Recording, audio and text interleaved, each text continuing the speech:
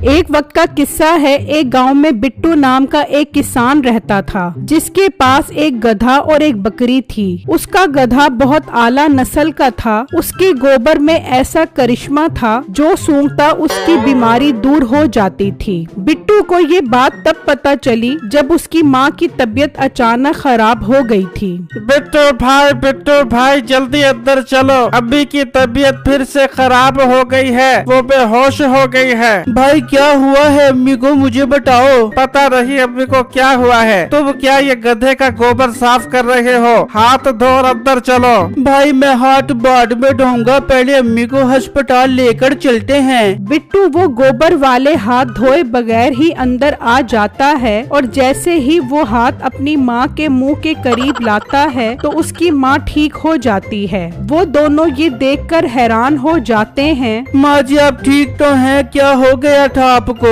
हाँ बेटा मैं ठीक हूँ। तेरे गोबर वाले हाथों की बदबू जैसे मेरी नाक के नथुनों में गई, मेरी तबीयत बिल्कुल ठीक हो गई। बाजी ये आप क्या बात कर रहे हो? पहले जब आप बेहोश होती थी तो जब तक हम आपको डॉक्टर के पास नहीं लेकर जाते थे आप ठीक नहीं होती थी। हाँ बेटा मुझे तो ये गधे के गोबर का कमाल लगता है। इसे सूंघते ही मेरे अंदर अजीब सी ताकत आ गई। ये देखो मैं तुम्हें उछल कर दिखाती हूँ। वो दोनों अपनी माँ को इतना चुस्त और चालाक देखकर बहुत खुश हो जाते हैं और समझ जाते हैं कि उनका गधा कोई आम गधा नहीं बल्कि करिश्माती गधा है। भाई मुझे एक बहुत अच्छा आइडिया आ रहा है। क्या आइडिया है भाई? तुम चलो मेरे साथ अस्पताल। वो दोनों अस्पताल आ जाते हैं।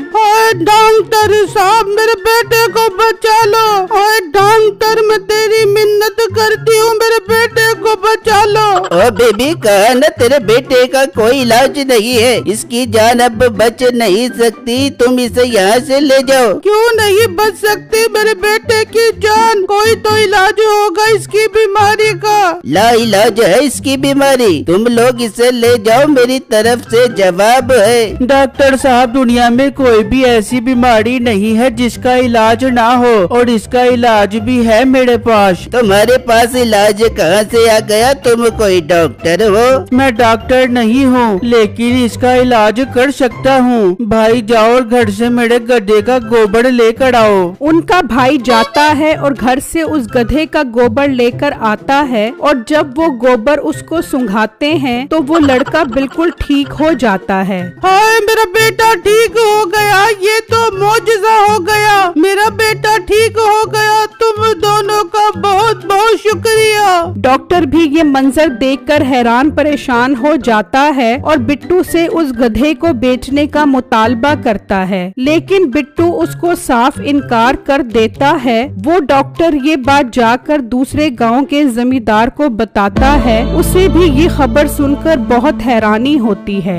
ये तुम कैसी बातें कर रहे हो? भला ऐसा भी गधा हो सकता है जिसका गोबर सूंघने से बीमार ठीक हो जाए? जमींदार साहब मैं सच कह रहा हूँ, मैंने सब कुछ अपनी आंखों के सामने होते हुए देखा है। इसका मतलब वो गधा बहुत कीमती है, वो गधा लाखों का नहीं बल्कि करोड़ों का बिकेगा। जी जमींदार साहब अब आप मेरी बात को समझे हो? बड़े बड़े साइंसदान ऐसी बीमारियों का इलाज ढूंढ रहे हैं, उनको ये गधा मिल जाए तो उनका काम भी आसान हो जाएगा और हमारी जिंदगी के दिन भी बदल जाएंगे। ठीक है हम कल शाम में ही उसके पास जाते हैं और वो गधा खरीद कर आते हैं। फिर जब अगला दिन निकलता है तो वो सब बिट्टू से गधा खरीदने के लिए निकल जाते हैं और ढूंढते ढूंढते उसके घर तक पहुंच जाते हैं। भाई साहब आप लोग कौन हो और यहाँ मेरे घर पर क्या करने आए हो? बिट्टू मैंने सुना है तुम्हारे गधे के गोबर से लोग ठीक हो जाते हैं। हाँ बिल्कुल ठीक सुना है आपने, डॉक्टर साहब से ही पूछ लो। इनके पास एक मरीज था, वो मेरे मेरे गड्ढे का गोबर सूंघते ही 920 की स्पीड से भाग गया। हाँ हाँ जमींदार साहब, ये ठीक कह रहा है।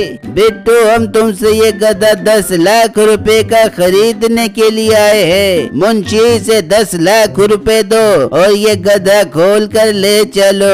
जरा आराम से, किसने कहा है मैं ये गड्ढा बेच रहा हूँ? तुम्हें इतनी अच्छी कीमत दे रहे हैं, तुम्हें तो ये गधा बेच देना चाहिए। अपने पैसे अपने पास रखो और यहाँ से निकल जाओ। मैं ये गड्ढा 10 लाख तो क्या 10 करोड़ का भी नहीं बेचूंगा। ये तुम ठीक नहीं कर रहे हो। मैं ठीक या गलत जो भी कर रहा हूँ, तुम यहाँ से निकलो।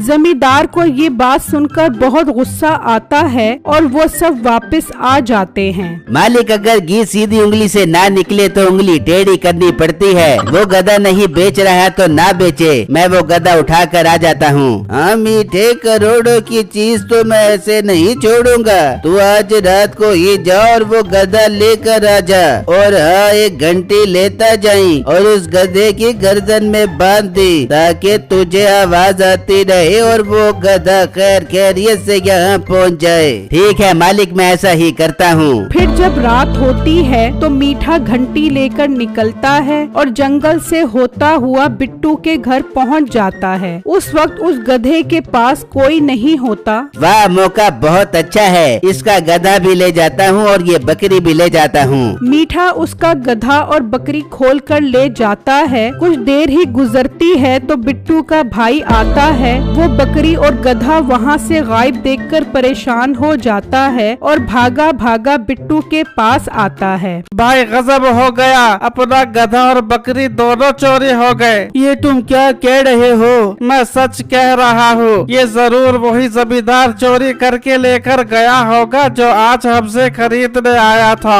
बिट्टू, अभी तो नहीं गए होगे, हमें घात लगाकर उसे रास्ते से ही पकड़ना पड़ेगा। ठीक है, हम तीनों चलते हैं। वो तीनों जंगल की तरफ निकल पड़ते हैं और वहाँ मीठा वो घंटी बकरी के गले में डाल देता है। अब मुझे कोई फिक्र नहीं है, मैं सुकून से चलता रहूंगा। घंटी बजती रहेगी और कोई भी चोरी से चोरी नहीं कर सकेगा। मीठा उस गधे और बकरी को ले जाता है और वहाँ वो तीनों जंगल में बैठकर उसके आने का इंतजार करने लग जाते हैं और प्लान बना लेते हैं कि किस तरह हमने उससे बकरी और गधा लेना है। तभी उन्हें बकरी की घंटी की आवाज आती है। वो वापस छुप जाते हैं और जब मीठा वहाँ से गुजर जाता है। ये तो बहुत तेज है, इसने तो बकरी के गले में घंटी बांधी हुई है ताकि आवाज आती रहे। हम कैसे बकरी और गधा लेंगे? भाई, मेरे पास इसका हल है। मैं जाता हूँ और घंटी गधे की दुम पर बांध देता हूँ, उसे पता भी नहीं चलेगा इस तरह, और मैं बकरी ले जाऊंगा, फिर तुम वहाँ पर आ जाना।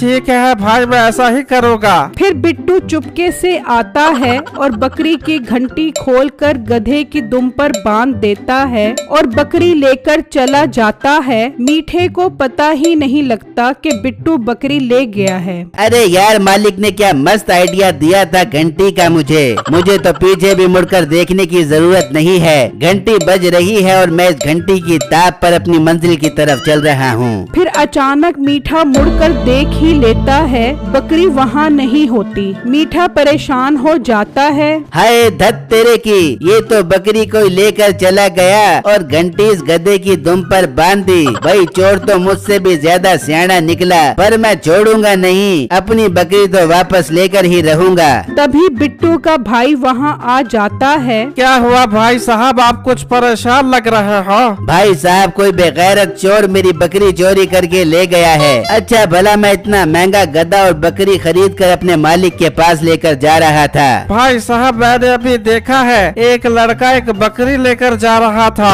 कहाँ जा रहे थे वो मुझे बताओ। भाई, वो सामने उसी रास्ते की तरफ जा रहा था। मेरे प्यारे भाई, आप थोड़ी देर इस गधे के पास खड़े हो जाओ, मैं अभी उससे बकरी लेकर आता हूँ। अरे नहीं भाई, मेरे पास टाइम नहीं है, मैंने घर रोटियां लेकर जाना है, घर वाले इंतजार कर रहे हैं। अरे भाई, तेरी मेहरबानी, थोड़ी देर खड़ा हो जा, मैं भी उससे बकरी लेकर आता हूँ, फिर तू रोटियां लेकर घर चला जाई। ठीक है भाई, अगर आप इतनी मिन्नतें कर रहे हो तो मैं इस गधे के पास खड़ा हो जाता हूँ, मगर आप जल्दी वापस आना। हाँ हाँ, मैं यूँ गया और यूँ अपनी बकरी लेकर वापस आया। मीठा बकरी लेने लेने चला जाता है और बिट्टू का भाई खुश होकर अपना गधा ले जाता है और बिट्टू के पास पहुंच जाता है। भाई आपकी तरकीब तो काम कर गई, हमने उसे ठीक उल्लू बनाया है और उससे गधा और बकरी दोनों ले ली है। गधा और बकरी तो हमने ले ली है, अब इसके कपड़े भी उतारते हैं, इसकी यही सजा है। वहाँ मीठा बकरी को ढूंढता ढूंढता एक कुएं के पास आ जाता है जहाँ बिट्टू का दोस्त होता है। भाई साहब, आपने किसी लड़के को बकरी के साथ जाते हुए देखा है क्या?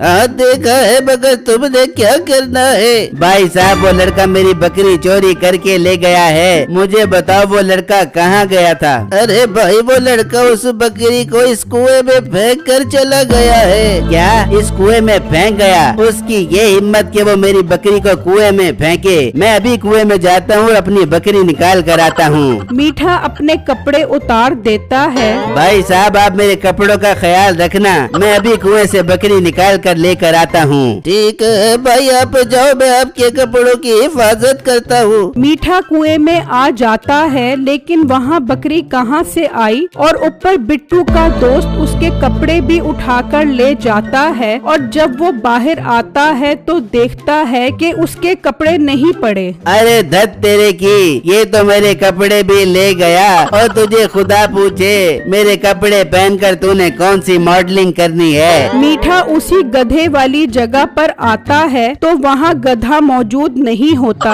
और तेरा खाना खराब हो गए, ये कैसे चोर मुझे टकरे हैं? बकरी भी ले गए, गधा भी ले गए और मेरे कपड़े भी ले गए। मीठा उसी हालत में जमींदार के पास पहुँचता है और उसे सारी बातें बताता है। मीठे, ये तूने क्या किया? गधा चोरी करवा दिया, तुझे तो मैं नहीं छोड़ूंगा, इसे काल कोठरी में बंद कर दो। वो मीठे को ले जाते हैं और वहाँ बिट्टू उस गधे और बकरी को वापस घर ले आते हैं।